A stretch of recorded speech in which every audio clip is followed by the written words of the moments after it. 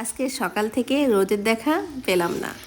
চারিপাশ কুয়াশা ভরা অন্ধকার, তার মধ্যে বসে আচারটা তৈরি করছি। আচারের বেশ কিছু অর্ডার পেন্ডিং ছিল, যেটা আমি করার সময় পাচ্ছিলাম না, যেহেতু চ্যানেলের এখন প্রত্যেকদিন সময় দেওয়া লাগে।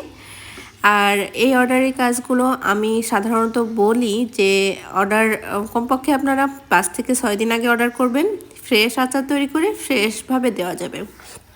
কারণ আমি আচার রেখে সেটা কখনোই সেল করি না, নিউ আচারটা তৈরি করে নিউ সেল করি।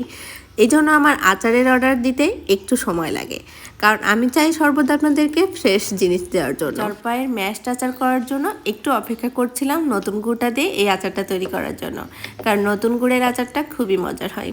আর যারা একেবারে চিনি খেতে পছন্দ করেন না, তাদের জন্য এই আচারটা বেস্ট, কারণ এই আচারে কোনো চিনি এক ফোঁটাও যায়নি। এটা সম্পূর্ণ গুড়ের তৈরি ম্যাশড আচার। এই আচারে